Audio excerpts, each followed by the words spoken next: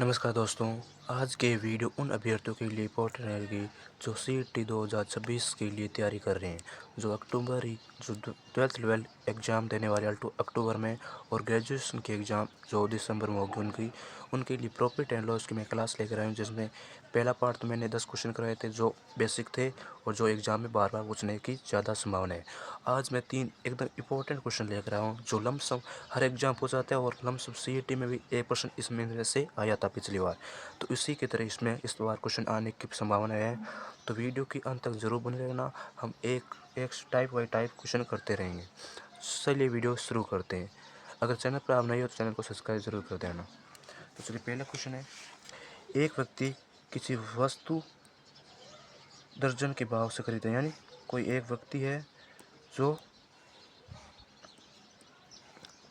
एक व्यक्ति कुछ वस्तुओं x प्रति दर्जन के भाव से खरीदता है तथा x/8 के प्रति वस्तु के भाव में बेच देता है, तो उसका लाभ प्रतिशत ज्ञात करना है। यानी एक व्यक्ति कुछ वस्तु x रुपये प्रति दर्जन के भाव से, एक दर्जन में होते हैं 12 वस्तु, एक दर्जन में कितने होती है 12 वस्तु को कितने बेचते हैं x रुपये में, कितने x रुपये में, ये इनके क्रय मूल्य है। तो एक वस्तु कितने बेचेगा, तो एक वस्तु आप बेचेंगे x/12 और विक्रय मूल्य आपके x/8। लाभ कब होता है, जब विक्रय मूल्य ज़्यादा और क्रय मूल्य कम हो। तो एक x/8 प्रति वस्तु, तो एक वस्तु विक्रय मूल्य x/8, तो लाभ हो जाएगा आपका x/12 माइनस x/8। अब 12/8 का लघुत्तम ले लेना आपको, इनका लघुत्तम आ जाएगा 24। 24 में 2 बार गया और 2 को x से गुणा करने पर 2x, माइनस 8 को x से गुणा करने पर कितना आएगा 3, और 3 को 3x गुणा हो जाए तो 12। तो 3x में से 2x घटाने पर कितना हो जाएगा आपका x/24। ये आपका लाभ आ गया। क्या आ गया, लाभ। अब हम इधर करने की कोशिश करते हैं। ये आपका लाभ कितना है x/24 आपका लाभ आ गया, लेकिन प्रश्न पूछा है लाभ प्रतिशत। तो लाभ प्रतिशत का सूत्र क्या होता है, कुल लाभ बटे क्रय मूल्य गुणा 100। लाभ आपका है x/24 और क्रय मूल्य आपका है x/12 गुणा 100। थोड़ी जगह नहीं बची, आपको मैं वापस करके दे रहा हूँ। यानी लाभ आपको पता चल गया ना, इसको मैं काट रहा हूँ वापस।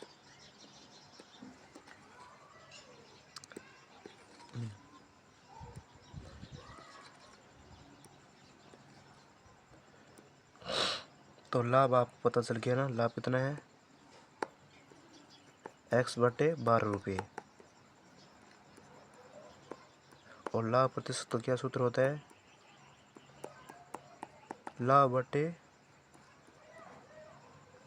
क्रय मूल्य। क्रय मूल्य था एक लाभ था 24, सॉरी, और क्रय मूल्य आपका क्रय मूल्य आपका है x/12 गुणा 100। 12 से आपका 24 कट जाएगा, x कट जाएगा और 12 से 24 कट 2 बार और गुणा ये कट जाएगा 2। आपका लाभ आ जाएगा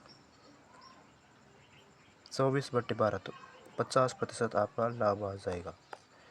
इस आंसर से आंसर हो जाएगा 50%। नेक्स्ट क्वेश्चन, 100 वस्तुओं में से 25% लाभ पर बेची जाती है। 100 वस्तु आपके पास टोटल 100 वस्तु है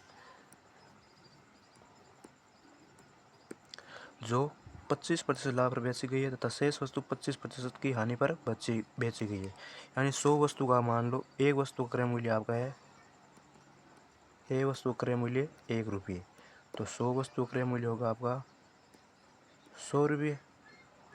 और यहाँ पर 25 वस्तु बचेगा तो 25 वस्तु का क्रय मूल्य क्या हो जाएगा 25 रुपये। और यहाँ पर अब 25 वस्तु कितने लाभ पर बेची गई है 25% लाभ पर है, तो 25 का 25% लाभ यानी 125 में बेचा गया, यानी विक्रय मूल्य 125/100। 25 का 100 में 4 भागे 4 हुआ, 4 को 125 में भाग देने पर 3 1 2 5 यानी 31/25।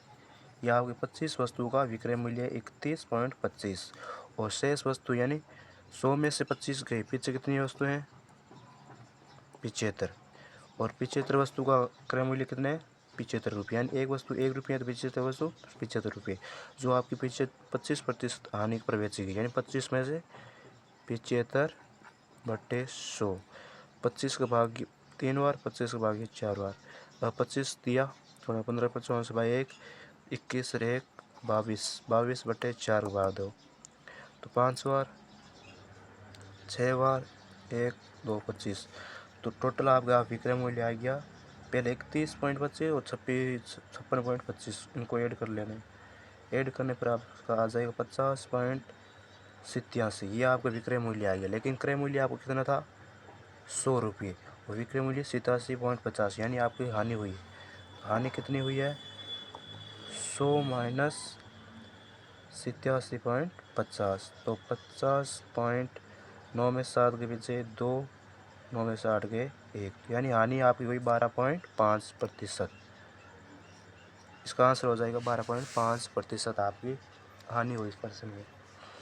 नेक्स्ट प्रश्न, एक दुकानदार किसी वस्तु को उसके विक्रय मूल्य से 20% अधिक अंकित करता है और अंकित मूल्य पर कुछ छूट देता है, उसे 8% का लाभ होता है। छूट दर याद कीजिए। यानी मान लो कोई किसी भी वस्तु का क्रय मूल्य मान लो होता है, मान लो वस्तु का क्रय मूल्य आपका है 100 रुपये। कितने क्रय मूल्य माना? 100 रुपये, 100, और क्रय मूल्य से 20% अधिक अंकित किया, यानी अंकित मूल्य हो जाएगा आपका 100 पर 20% अधिक किया तो 120 हो जाएगा। और 8% लाभ होता है। लाभ और हानि का कहाँ पर किस पर होती है? क्रय मूल्य पर। तो विक्रय मूल्य कितना हो जाएगा?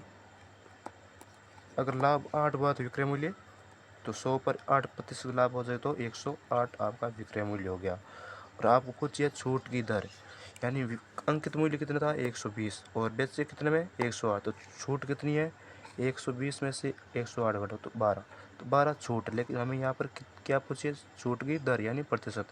तो कुल छूट किस पर दी जाती है? अंकित मूल्य पर, गुणा 120 गुणा 100।